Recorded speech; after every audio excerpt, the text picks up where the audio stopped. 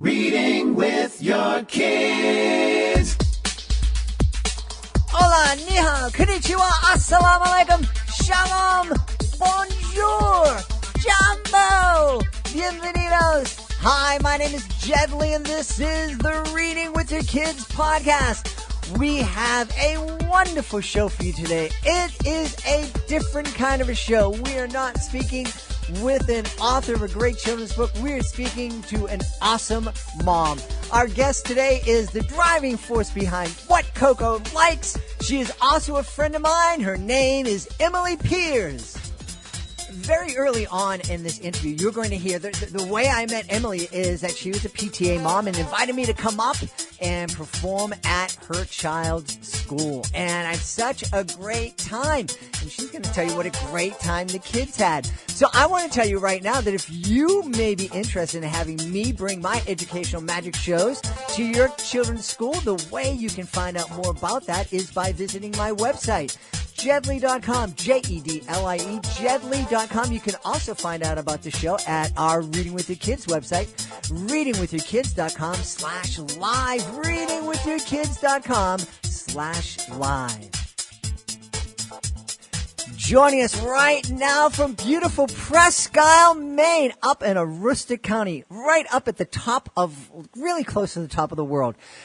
This is a friend of mine. I had the pleasure of coming up and performing at her school and developing friendships with her and her family. And I'm just so excited that she's here to tell us a little bit about her brand new What CoCo Likes page and talk to us a little bit about some great things that we can create in the kitchen with our kids. Please welcome to the show, my friend, Emily Piers. Emily, how are you? Good. Thank you so much for having me. This is so fun. I'm excited to have you here. Emily was telling me it's the end of April when we're recording this. I know you'll be listening to it beginning in May, but Emily's sharing with me that the snow is just starting to melt up in beautiful Presque Isle, Maine.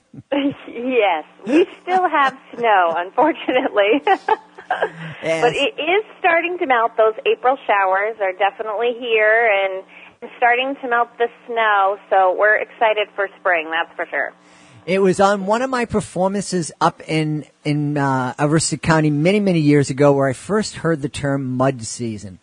And and that was, the person booking me said, "Oh, you'll be coming up here in mud season." I didn't quite know what that meant until I got up to Aroostook County in April, and it's like, "Oh yeah, this is what this is what they were talking about." Yeah, mud season usually lasts for like 1 or 2 months. It's not short. But once the rain and the snow are gone, it's just so beautiful and green here. Mm-hmm. Our summers and our fall, too, is just so beautiful. It really, and Aroostook County, Maine, you find it on the map. If you're using one of those old school paper atlases, you have to flip the page to find Aroostook County because like that part of Maine is its own page. But yeah. It really is. It's a very remote part of the world. It's a very beautiful part of the world. My last trip up there, I saw a couple of moose on the road as I was driving up to the school I was to perform at. Yeah. The people are wonderful. There's so much to do, and it really is a beautiful part of the world.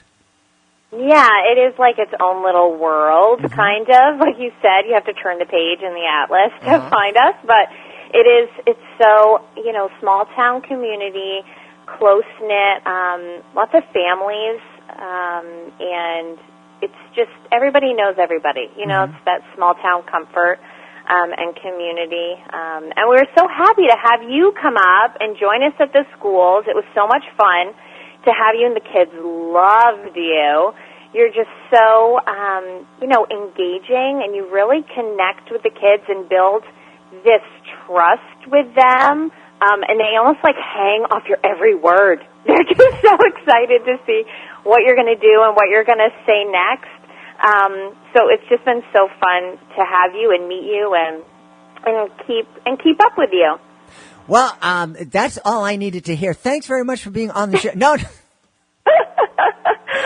Well, I feel the same, and I'm really excited because Emily just launched her Facebook page, What CoCo Likes, and this is exciting because she's been sharing on social media lots of great recipes, and I mean, you can just gain weight just looking at the pictures that she's posting. But tell us what your goal is in starting the What CoCo Likes page. Well, as Jed said, my name's actually Emily, so it has nothing to do with CoCo, but I'm actually Auntie CoCo. My nieces and nephews call me CoCo, and it just kind of stuck, and I thought it would be fun, a fun twist, and I really, on my page, I share a lot about my gluten-free and low FODMAP lifestyle and journey. You know, it was probably 6 years ago that I was diagnosed with non-celiac gluten intolerance, and I also had other dietary restrictions, so I have to be on the low FODMAP diet. And it was like so overwhelming and scary, and I had no clue where to even begin. So I just enjoy sharing my journey and what's worked for me so that it can help other people in their journey. So they feel, less alone and less scared, because it's hard to navigate. My family isn't all gluten-free. It's really just me, but they do eat what I make, and sometimes they actually prefer my gluten-free food over the non-gluten-free food. My kids actually love the gluten-free frozen pizza. Oh, cool. They love that. So it's really, just about, sharing and testing different things, and converting recipes to gluten-free, because just because you have to be gluten-free doesn't mean you have to make sacrifices and give up the food that you love or your sweet tooth, and I have a huge sweet tooth. Well, I think it's really wonderful, and you made a couple of points that I want to talk about. But first, a lot of people, and I'm very familiar with the whole idea of folks having gluten intolerance for a number of different reasons. But you mentioned, I think I heard it right, low FODMAP. And yes. What I've never heard that before. Tell us a little bit about that. Low FODMAP is a diet where foods are broken down into certain categories based on their sugar content. Okay. And I'm certainly not a dietitian or nutritionist expert here, but this is just what I've learned from my own journey and my own doctors. But so foods are broken down into different categories based on their sugars. And even though they're natural sugars and natural carbohydrates, they're naturally high in those sugars. And so I have to eat a diet where I eat everything that's low in sugar. So, certain things, certain fruits and vegetables, like I can't have broccoli and I can't have apples, but I can have bananas and I can have strawberries. So it's just kind of like picking and choosing different things to eat. Like I can't have this, but look, I can have this instead. So it's not about depriving yourself. It's just finding out what you can have instead. And I think this is a really important thing for adults to kind of understand, but also for us to start teaching kids at a young age. I know for a long time, I've been lactose intolerant most of my life, but I didn't kind of acknowledge it or accept it for a long time. Yeah. And I was, constantly, with the antacids and issues and all these other things. And finally, it just got to the point, and it was mainly because my kids came along, and I said, well, I need to start eating healthier and not having 12 cheeseburgers at every meal and whatnot. That I made lifestyle changes, and you're right. It's not about sacrifice. It's you really can, find substitutes. But more importantly than that, for me, I felt like giving myself a dope slap because once I made those lifestyle changes, my life just got so much better. It's like, oh, I don't have to eat a bottle of Tums anymore after every meal. I can just sit down and enjoy and be happy and feel happy after a meal, not feel miserable. Right, yeah. And just by making those switches, you really do feel better. Like, I feel like it's worth it to give up the cheeseburger, per se, if I'm going to feel better by eating, like, a ground turkey burger instead. I'd rather feel better than feel miserable, like you said. Yeah, and that was one of the lifestyle changes I made, and boy, oh boy, it's great, and I don't know where that kind of roadblock comes, because there are young people in my life right now who are 23, 27 years old, and they're kind of going through the same stuff that I went through at that age. And I just sit down with them and I go, look, dude, you can have this and feel great, or you can have that and feel miserable. And sometimes they take this and they feel great, but there are a lot of times they still pick that. And, I just look at them later on in the night and I'm like going, how you feeling? They're going, shouldn't have that. I think a lot of it is convenience and, like, how much time do you have?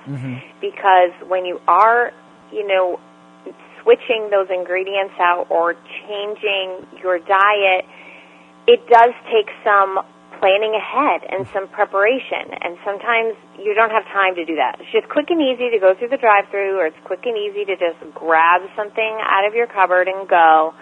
But once you just take a minute and just make the switch, just think in your head, okay, I have this going on later. How can I plan ahead for this so that I'm not sabotaging myself for later?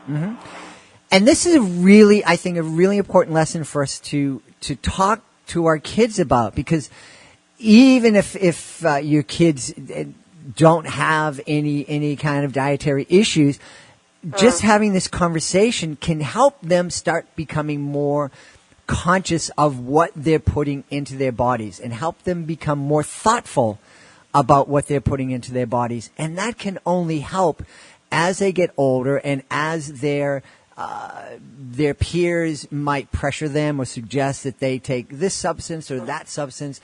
They've already got into the habit of making choices of, how is putting that thing into my body going to make me feel? And if we start helping our kids have those thoughts and make those decisions young, when it comes to apples over cupcakes or bananas over, whatever, it's going to help them when they have to make some more serious decisions later on in life. Yeah.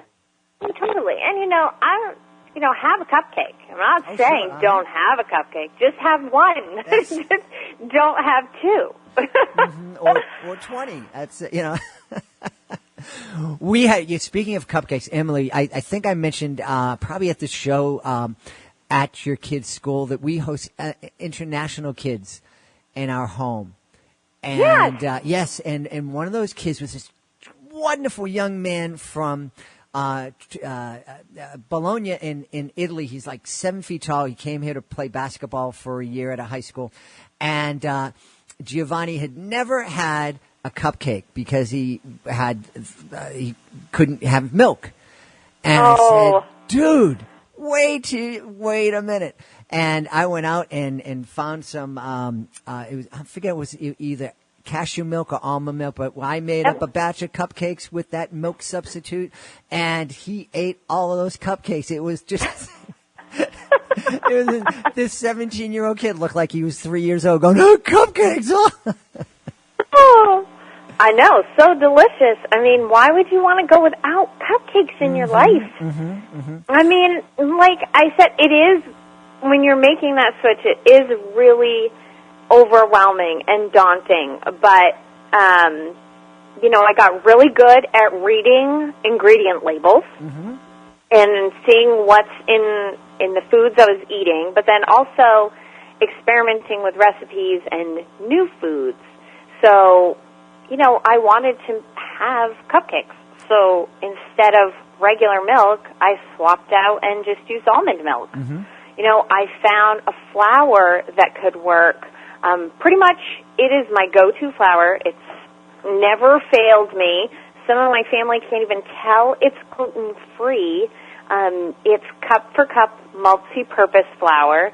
It's amazing. You substitute it exactly like it says, cup for cup. If it calls for 1 cup of flour, you just use 1 cup of flour. Mm-hmm. It's amazing. But finding those just substitutions really make a huge difference, and you can still have, all the things that you love. Mm-hmm. Mm-hmm. Absolutely. Well, speaking of things that we love, is there a recipe or two that you could share with us right now that we can encourage families to go into the kitchen and try to create it together? Well, there's definitely lots of recipes I share on my Facebook page, mm-hmm. but my kids are pretty basic. They like those classic traditional recipes, nothing too wild and crazy.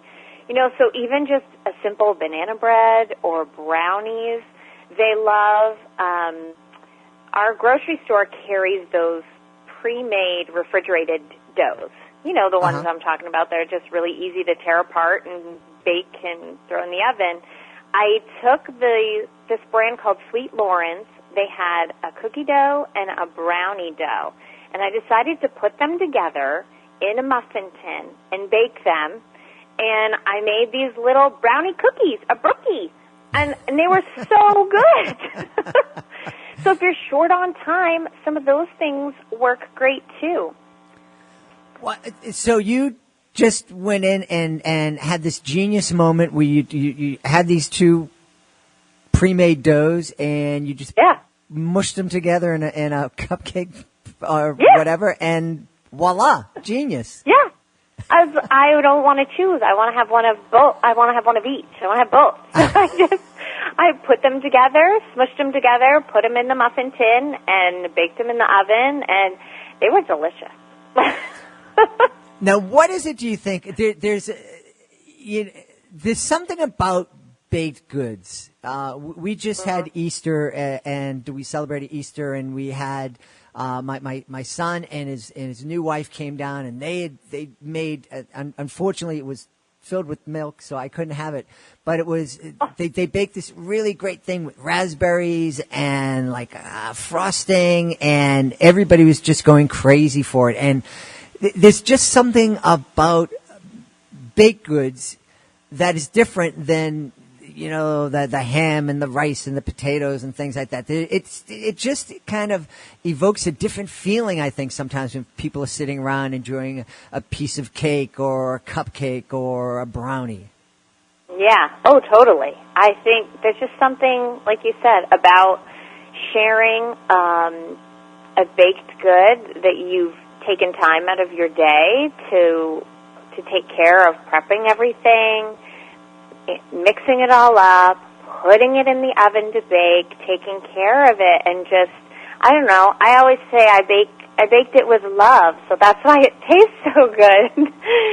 But there's just something about giving everybody a treat to enjoy, and I don't know, it just makes me feel good to share sweets and treats with people, because sometimes people don't have time to be in the kitchen to bake. Mm-hmm. So I love baking and then sharing my goodies too, because I can't eat them all myself.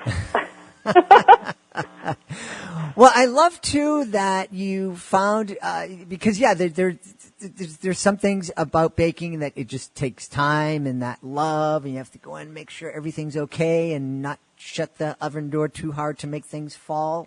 I guess I did that. But there's also, I'm really happy that you're finding some shortcuts that you're sharing with folks. So when folks are busy and they don't have time to measure everything and mix all the flours and the chocolate chips, that they can just kind of do a mashup of the brownie and the chocolate chip cookie dough. I know, and it's so good too. That's one of those. My biggest problem when I would eat that, when I try to make the cookies from the pre-made chocolate chip cookie dough, is I'd eat half of it before we put it in the oven. Oh. I know I Well, you shouldn't can't say do that. that. I know I'm not supposed to do that. But it's cookie dough is just so good to eat. But, you have to be careful about the eggs, but there are some really great pre-made doughs that are edible. Like that same company, Sweet Loren's, they make an edible cookie dough that doesn't have eggs in it. It's gluten-free. It's allergy-friendly, for your classroom. There's another company called, Better Bites Bakery that has edible cookie dough that's amazing. Who doesn't love cookie dough? Yeah. My daughter can't wait to lick the spatula when I make cookies. She loves cookie dough. Well, you just mentioned something that I understand. It is an issue. There's so many parents who have the time that want to bake something for the classroom.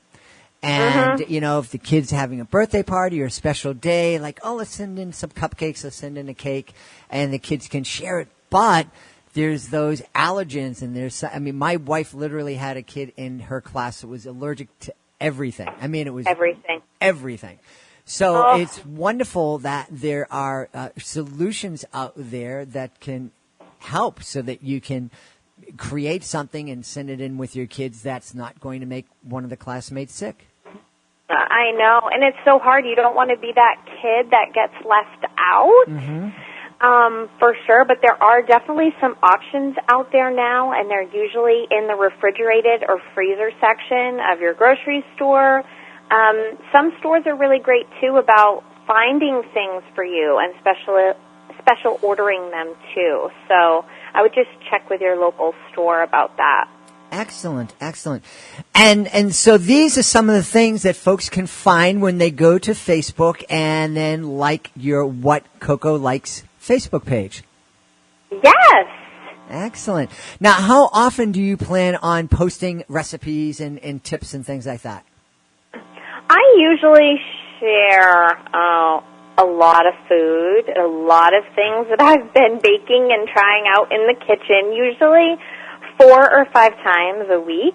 I like to share either things that I've made myself or the new foods, like prepackaged foods I found at the store that taste really good, or just things about my own personal journey in hopes that, it helps somebody else who's struggling or has questions. Yes, and I have a feeling, Emily, that if somebody has a question and they've liked your Facebook page, that they could ask you a question and you'd be pretty responsive. Oh, definitely, yeah. Like I said, I'm certainly no expert, but or have a degree in anything. But I'm happy to help and answer any questions anybody has about a gluten-free lifestyle or going low FODMAP or where to even begin. Because I've been there, and I've been alone there, except with the help of my doctor. And it's really overwhelming. So I'm here if anybody has any questions. That's awesome. Now, one last question I have before you go. Some folks who have followed my Great Maritini, my picture book, The Great Maritini, may have seen Emily's 2 kids reading my book. They were so cute, and you were so nice to send that picture down. Because we're on the Reading with Your Kids podcast, and I know your kids are older right now. Your son's going into middle school, and your daughter is turning into such a beautiful young woman. But as you look back, are there any books that you read to your kids that stand out as something that you love reading to them, or that they really loved having you read over and over and over again? Oh, my goodness. I don't even know. That feels like so long ago. Now, because they're like 10 and 12 and reading on their own, but they love nonfiction, believe it or not. My kids are totally all about history, and they get it from their father, not from me, but they love, my son loves World War II books, anything about history and the military. We're also a hockey family, so he loves books about hockey and statistics. My daughter loves the Humphrey series. Okay, the hamster who lives in the school classroom. She loves that series, and she really loves this other series called Dear America, about all these different girls who grew up in different time periods, and just their family life. It's really interesting. So, yeah, my kids are totally not into the Harry Potter kind of thing. But they love the real life and the history. Yeah. And one of the reasons I asked you that, and I know I didn't give you a warning ahead of time, but I knew that you'd be able to handle the question because, we talk about reading with our kids throughout their entire life. And the value of it. And while you may not be sitting down, snuggling up, reading with your kids, you were able to very quickly let me know what they were reading. So you might not be reading aloud to them. You might not be co-reading the same books as they're reading it, but you're very much aware through conversations with your kids what they're reading. And, and that's really important because it really helps your being interested in what they're reading and what they're interested in helps them develop that love of learning. And it shows them that you really are proud of them, the fact that they're reading and that they're learning. Yeah. I mean, I think, too, my kids also love actual tangible books. They have no interest in reading, electronically on a Kindle or an iPad. They love the tangible, the smell and the feel of the old-time book, which I think is really great still, because it's still such an important and huge industry. And even your book, The Great Martini, that you so nicely sent to us. I still have it. Awesome. And I don't know if it was printed on Maine paper, but we hope so. That would be great.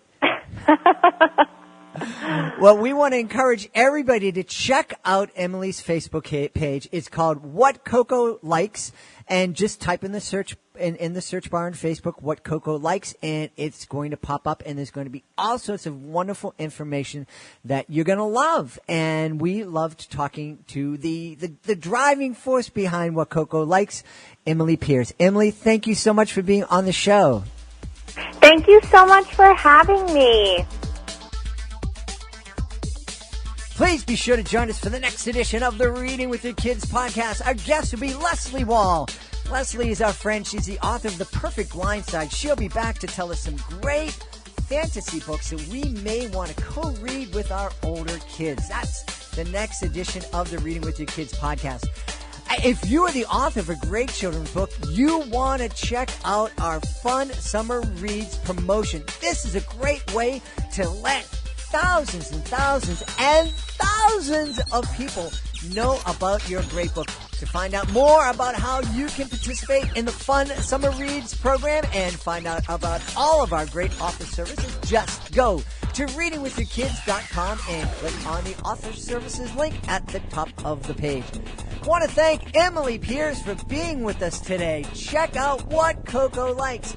We also want to thank my amazing producer, Fatima Khan, for all she does to make the show so great. I want to thank my beautiful wife for all of the support she lends me. Of course, I want to thank you. Thank you so much for being part of our beautiful Reading with Your Kids family. And as always, thank you so much for taking the time to make the world a better place by reading with your kids. I'll be looking for the next edition of the Reading with Your Kids podcast